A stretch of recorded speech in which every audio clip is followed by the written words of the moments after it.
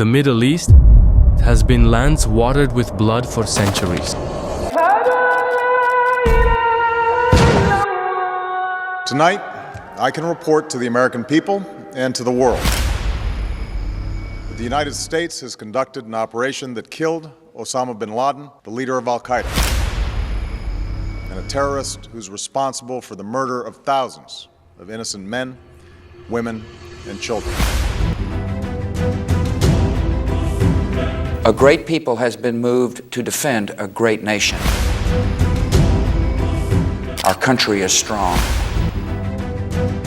September 11th, 2001, the United States woke up to a sunny morning. New York in particular was bustling as usual. But this beautiful day would turn into one of the darkest pages in history. 4 passenger planes belonging to American Airlines were hijacked at the same time. 2 of these planes crashed into the World Trade Center, the Twin Towers. Another struck the Pentagon in Washington, considered the heart of American military power. As for the last plane, it slammed into an empty field after the desperate resistance of passengers before it could reach the Capitol building. In this greatest attack in American history, approximately 3,000 people lost their lives. So who did this? These acts were not the result of random chaos, but the product of flawless coordination, millimetric planning, and massive logistics. In the first hours, official authorities did not utter a name directly, but soon all eyes turned to a single person, Osama bin Laden, the most wanted name in America and perhaps the world. To some, he was the West's pawn. To others, the tangible embodiment of pure evil. This man, about whom more conspiracy theories have been produced than almost anyone else, was in fact the child of one of the most powerful families in Saudi Arabia. His father, Mohammed bin Laden, was the Saudi royal family's favorite builder. From Mecca to Medina, most of the grand projects in the Holy Lands were awarded to his company. This transformed the bin Laden family into one of Saudi Arabia's wealthiest dynasties. Osama bin Laden had a total of 54 siblings, according to experts. Being born into such a crowded and scattered family environment led to a lack of belonging in him. His Syrian mother, Alia, was his father's 10th wife. They divorced when Osama was very young. Bin Laden grew up with his mother. He was in familial loneliness, yet surrounded by wealth. He received his share of his father's vast fortune and influence. In his youth, he studied at elite schools in Jeddah. He then studied economics and engineering at King Abdulaziz University. He was intelligent and introverted. In the 1970s and 80s, the bin Laden family forged strong business ties with the United States. They began establishing companies and making investments in New York, Los Angeles, and Miami. They adopted the Western lifestyle: modern clothing, art, music, luxury cars, and villas. Some family members studied at prestigious universities like Harvard and Cambridge. Osama bin Laden was among them. In 1971, at just 14 years old, he went to Oxford, England, where he attended an English course. This was his first direct contact with the West. While many of his siblings studied for years in England, America, and Switzerland, Osama returned to Saudi Arabia after only a 4-month experience and began focusing on religious education. He rejected the West, withdrew into himself, and clung to Islamic ideology. The Palestinian issue and the belief that Muslims were being exploited by the West radicalized him. While his family continued to make billion-dollar investments in the West, Osama bin Laden developed a completely different identity. In 1979, 2 great ruptures shook the Islamic world. The Soviets invaded Afghanistan. In Iran, the Islamic Revolution opened a new page. This wave drew a new root in the minds of millions. Osama bin Laden left his university years behind and turned toward Afghanistan. On horseback, in caves in the shadow of mountains, he began living among fighters. But his real power lay in his wealth. In the 1980s, he channeled millions of dollars of family inheritance into the Islamic Jihad movement against the West and into the Afghan Mujahideen. With this money, weapons, vehicles, and infrastructure were provided. He fed the unseen arteries of the war. He soon became the organizer of the Mujahideen and directed young men from all over the world into the the Afghan Jihad. During these years, the United States decided to support the jihadist movement in Afghanistan to weaken the Soviets. Thus, bin Laden and the CIA began working together indirectly. Even if they did not stand side by side in the field, they were indirect allies against the Soviets. When the Soviets withdrew from Afghanistan in 1989, the Mujahideen celebrated victory. The Western press at the time was touting a new hero, the young Arab billionaire Mujahideen hero Osama bin Laden. No longer merely a man in the mountain's shadow, he had become a prominent figure in the eyes of the world. Yet thousands of Mujahideen were still under his hand. When the war ended, bin Laden decided to make the Mujahideen network he had built permanent, and thus a new organization was born, al-qaeda. Especially after the Gulf War, the permanent presence of American soldiers on Saudi soil led bin Laden to harbor enmity toward America. Over time, this anger grew and turned into an ideological war. The enemy was now clear, the superpower America. The man once indirectly supported by the CIA would soon give the order for the September 11th attacks and become the United States' #1 enemy. Former friends had become foes. Historians summed up this irony in one sentence: America created its own monster. Now I will show you a photograph. You have likely seen this photo at least once in a funny meme or on social media. With his messy hair and puffy, just woken up face, this iconic frame was mocked online for years. At first glance, he looks like a peculiar character, but this person is actually one of the few who changed world history from top to bottom, Khalid Sheikh Mohammed. Contrary to what is assumed, he is not funny at all. Though he looks that way, this man is the architect of the greatest attack in American history. The idea of hijacking 4 passenger planes simultaneously on September 11th and ramming them into America's key centers was presented to Osama bin Laden by him, the person who devised the entire plan's technical details. Though mocked for his disheveled hair and pajamas, was, in reality, the operational mind behind an attack that caused the deaths of more than 3,000 people. The photo was taken during the raid carried out in Pakistan on March 1st, 2003, when Khalid Sheikh Mohammed was captured. That day also happened to be his birthday. Behind this Einstein-like disheveled phenotype lay one of the world's craftiest intellects. Was this the culprit of 9/11? This man had studied mechanical and physics engineering at the University of North Carolina. Like Osama bin Laden, he was an engineer. What distinguished Khalid Sheikh Mohammed from the others was not leadership, but possessing operational creativity and a genius for planning. He was a man of technique rather than ideology. In the 1990s, he designed a project called the Bojinka plot, aimed at blowing up 12 passenger planes mid-air, with the goal of also killing the Pope. When the plan was uncovered in the Philippines, it could not be carried out. But this attempt was actually the rehearsal for September 11th. The idea of using planes as bombs sprouted then. It was an incredibly complex plan in terms of logistics, piloting, and cell structuring. When Khalid presented this crazy idea to bin Laden, the initial response was that it was impossible and too far-fetched. But when Khalid Sheikh Mohammed laid out the detailed plan, whose preparation had taken months, bin Laden was convinced. And the United States,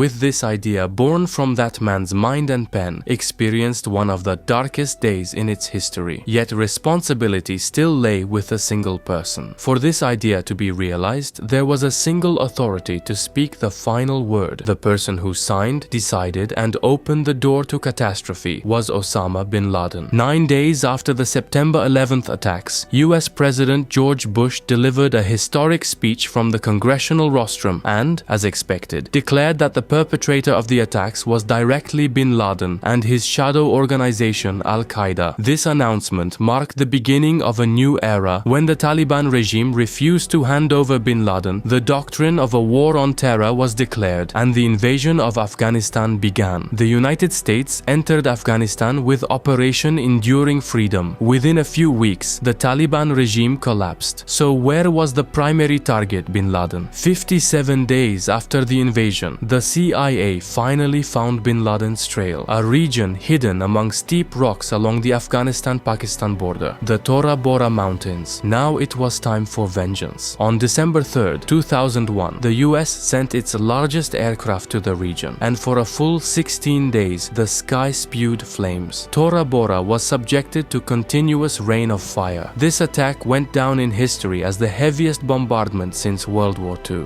The largest conventional bombs in the inventory were used. The total effect was equivalent to 1/3 of the atomic bomb dropped on Hiroshima. The mountains were, so to speak, wiped off the map, flattened. In the ground operation conducted after the bombardment, bin Laden's body was not found. However, intelligence reports said he had died. But was that really so? While this uncertainty continued, a video that aired on Al Jazeera in early 2002 jumbled all balances. Osama bin Laden was alive. Moreover, he did not seem to be on the run. In the video, he combed his beard, drank something, and criticized American attacks. He was not in a panic. On the contrary, he faced the cameras calmly and confidently, as a man who had stood up to the world's most powerful army and managed to survive. After that date, Osama bin Laden virtually evaporated. Although President George Bush said many times they had gotten close to bin Laden, no trace was found for years. Despite the CIA's full-throttle efforts, they could not reach Osama bin Laden. What's more, bin Laden intermittently released videos via Al Jazeera, delivering heavy blows to America's global prestige and shattering its superpower image. These videos were analyzed by the CIA each time, and all were confirmed to be genuine and current. Yet, although America was expected to dismantle al-qaeda in the months after 9/11, it could not find Osama bin Laden, despite spending trillions of dollars, until just a year remained before Obama's elections. The White House Correspondents' Dinner is traditionally one of the most ostentatious events that showcases Washington's political two-facedness. Media moguls, journalists, politicians, and celebrities come together in this event. An evening passes with laughter, jokes, and glittering parties. But the 2011 event entered the annals of history with a very different note.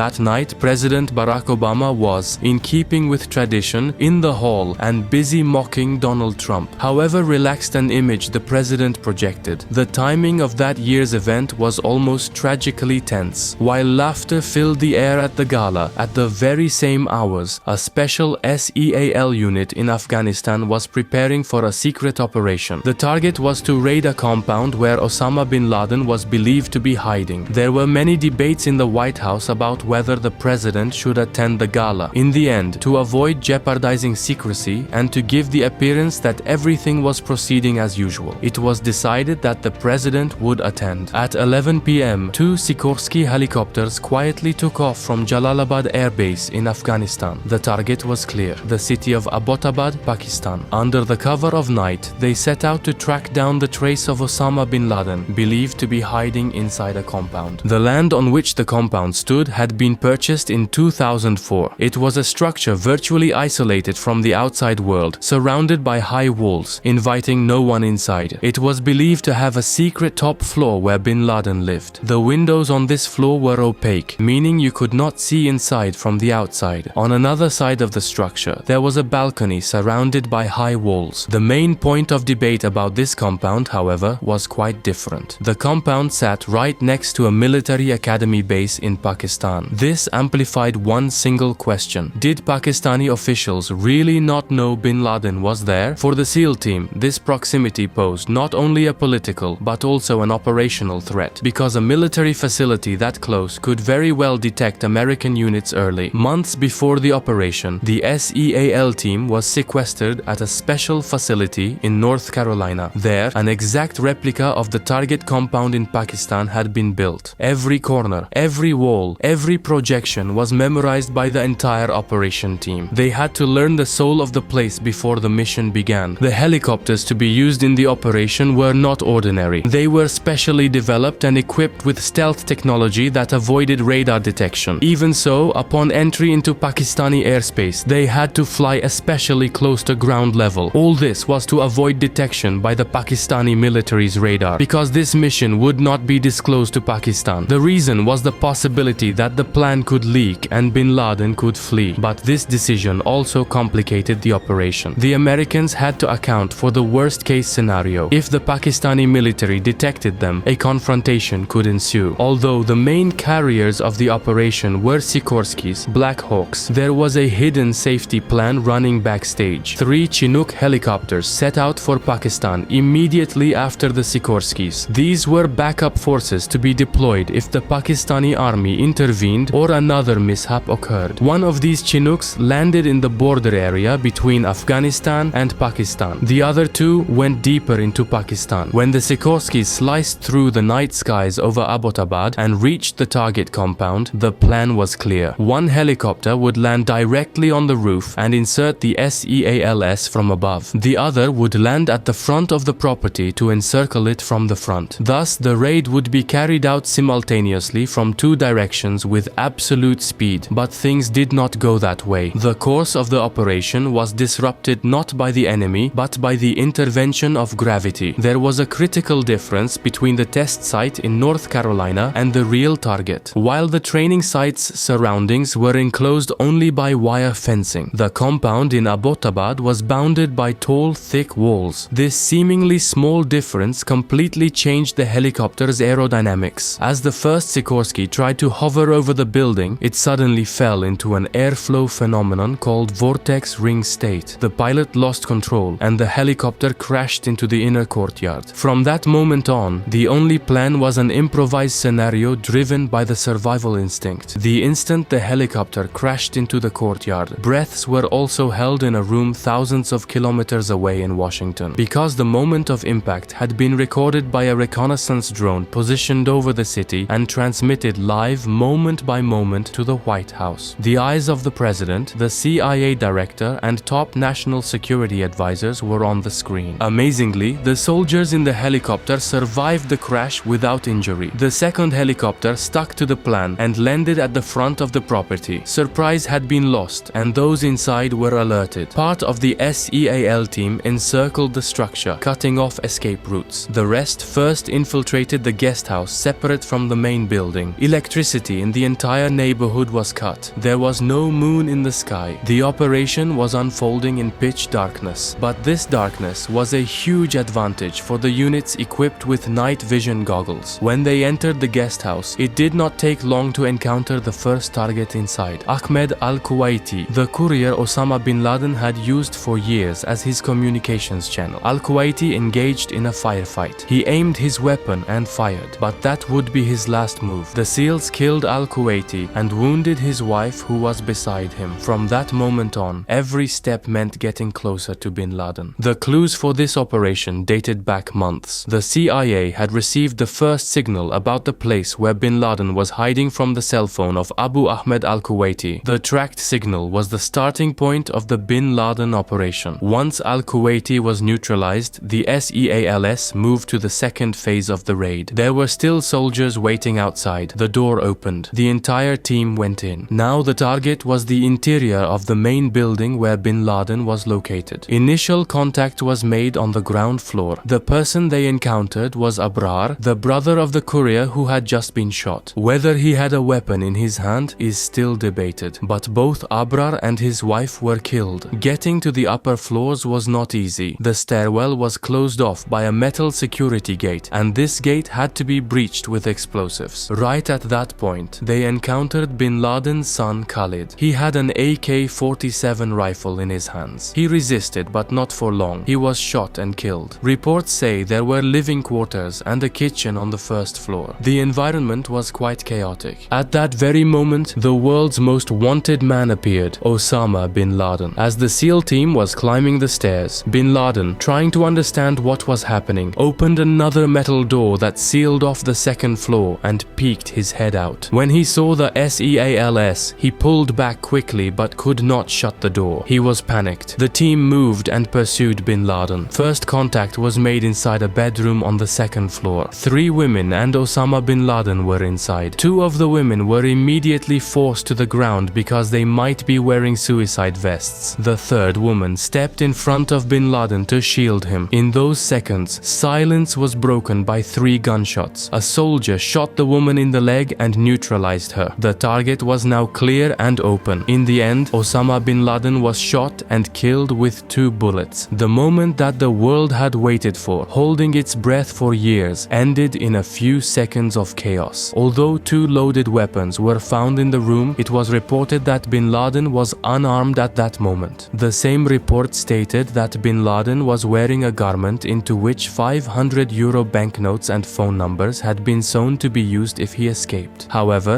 what happened on the second floor remains contentious. The most crucial part of the operation is still a great enigma. Although the official account is this, some sources claim he was shot in the corridor and later moved to his room. Likewise, how many SEALs fired and how many shots in total were fired was never clarified. After bin Laden was killed, the countdown began. The SEALs immediately began to search every corner of the structure. Every kind of digital trace was meticulously collected. Computers, mobile phones, USB drives. The place was no longer a battlefield but something like a data mine. But it was more crowded inside than they had expected because there were many children in the building who had not been reported beforehand. The chaos was growing. Around this time, one of the Chinook helicopters positioned at the border took off and headed for the operation area. At the same minutes, a completely different crisis was being managed in the compound's courtyard. The crashed Sikorsky helicopter was still there. Because the helicopter was equipped with highly classified technology, it could not be allowed to fall into the enemy's hands. The decision was firm. It would be destroyed. Explosives were placed. The helicopter was blown up.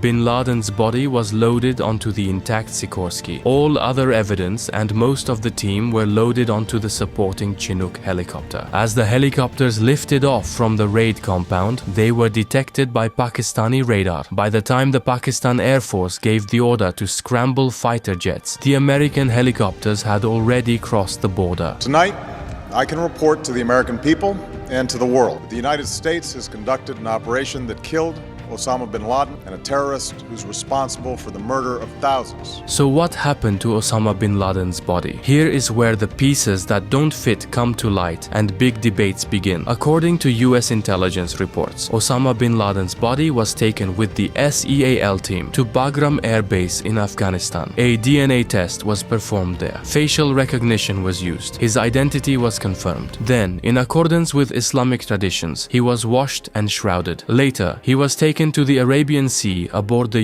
US warship USS Carl Vinson, and his body was buried at sea. The rationale was this: to prevent bin Laden's grave from turning into a shrine. But this decision led to huge debates worldwide and sparked a series of conspiracy theories. Was bin Laden really killed, or was this entire operation just a show? The first conspiracy theory arises right here. Such an operation never actually happened. It was only a play staged by Washington, exactly 1 year before the elections. According to theorists, the bin Laden operation was staged to strengthen Obama's hand before the 2012 elections. The timing was not coincidental, but strategic. The fact that the operation overlapped with a moment that generated maximum attention, like the White House correspondents' dinner, was highlighted as a detail supporting this theory. Immediately after the announcement, when Obama said, "We have eliminated the bin Laden threat," these words were addressed not only to terror but also to voter perception. Because that night, not only a man but an image was targeted: the confidence of undecided voters. So was Osama bin Laden really killed, or was only a story written? After this historic operation, there was not a single concrete piece of evidence. If this was the most wanted man in world history, why wasn't even a photo shown? According to the statements, the perpetrator of the deadliest attack in American history was swiftly and quietly disposed of. His body was thrown into the sea. But is this really true? Was it truly a victory? Or did the world witness a political show directed by Hollywood? There is more. There is no autopsy report, no published DNA data, no video or photo of the moment of death. Yet most of the SEAL soldiers participating in the operation were equipped with chest and helmet cameras. These images have never been released. The only thing shared with the public was the Situation Room photo in the White House of Obama, watching the operation with his team, and the White House defended all these gaps with a single sentence: "This was not a capture operation, it was a kill order." Perhaps the real answer remained outside that photo frame. All this silence and these blind spots naturally fueled other claims as well. Some say bin Laden died much earlier, between 2002 and 2006, and that what happened in 2011 was merely a closing ceremony. The CIA's failure to find any trace case of bin Laden for a full 10 years after 9/11 was a detail that supported this theory. In fact, a statement in a 2007 interview by Pakistan's former Prime Minister Benazir Bhutto, "Bin Laden is already dead," created a big stir. So did bin Laden really die in 2011? Or was a political finale written over a man who had long been buried? Some theorists argue that bin Laden is still alive today. Impossible number. If he were alive today, bin Laden would have turned 68. But even if he is alive, is he free or in America's hands? We do not know. After all, no one saw the body. If he was indeed captured alive, executing such a critical figure would be a major intelligence loss for the CIA. Sometimes, keeping an enemy silently in your hands can be a bigger strategy than killing him. Even if conspiracy theories go on and on, the facts stand clearly and openly on the pages of history. After the bin Laden raid, events left concrete traces beyond rumors. On Google Maps, the compound's name was changed, through user labels, to Bin Laden's mansion, and this quickly went viral. Journalists who flocked to the region immediately after the operation began collecting the house's ruined pieces as souvenirs. In response, Pakistani authorities demolished the house entirely. But the biggest controversy was the wreckage of the helicopter that crashed into the courtyard during the raid. It is claimed that a large part of the wreckage ended up in the hands of Chinese intelligence through Pakistani cooperation. This rumor brought cold winds between Washington and Pakistan. The Pakistani public, however, had entirely different issues on their agenda. How had these helicopters managed to enter the country without being detected by radar? Did a three-story, high-walled, electricity-less, isolated building really escape everyone's attention for years? Moreover, while this building was so close to the country's most prestigious military academy, was Osama bin Laden hiding or being hidden? A detail that came to light later further increased tensions. Before the raid, the CIA had organized a fake vaccination campaign in Pakistan to surveil the compound. The aim was to take DNA samples from children and match them with bin Laden's family. After these facts emerged, Pakistan began identifying and expelling American agents in the country one by one. Months later, some soldiers from the SEAL team that took part in the 2011 raid died in a helicopter crash in Afghanistan. Many authorities interpreted this as a revenge operation. Where we stand today, Afghanistan is once again in the hands of the Taliban after 20 years. Although the United States has withdrawn from Afghanistan, the doctrine of the war on terror has turned the lives of millions into rubble. Across a vast geography from the Middle East to Africa, it left war, migration, and destruction. The secret behind how the superpower America could upend the global order after a single attack lies in the depths of this new age. The era opened after 9/11 brought along bottomless darkness that still cannot be escaped. After all I've told you, I know some of you will say, these are all America's games. I, at least, do not know the definitive answer to this question. Still, every possibility clashes with another in one's mind. As great thinkers have said, every road to the goal is permissible. History is written by people who agree upon lies. For those who govern the public, the most powerful weapon is not the truth, but convincing tales. Public opinion shapes not around reality, but around its staged image. Freedom is the most refined illusion granted to the masses. And the greatest evil in the world is the systematization of the lie inherent in the nature of politics. This is why empires call lies peace. Every war is waged supposedly for peace, yet the lie called peace is merely the preparation for another war. There is no truth, only copies, and all this unfolds in three stages. Lies are first mocked, then vehemently denied, and finally accepted as self-evident. He who controls the past controls the future. He who rules today conquers tomorrow. So you tell me, who are the conquerors of this age? To a large segment, the story of Osama bin Laden, first trained and then turned into an enemy, is a mirror of dark plans woven with power, ambition, betrayal, and shadows. Even today, dozens of unanswered questions remain. Perhaps bin Laden was truly shot that night. Perhaps he had been buried long before. Perhaps he is still breathing somewhere. But there is only one certain thing. The dagger plunged into America's heart on September 11th not only shattered the towers but also global balances. So who really plunged that dagger? Do you think Osama bin Laden made history of his own free will, or was he merely a pawn in a much bigger game of chess?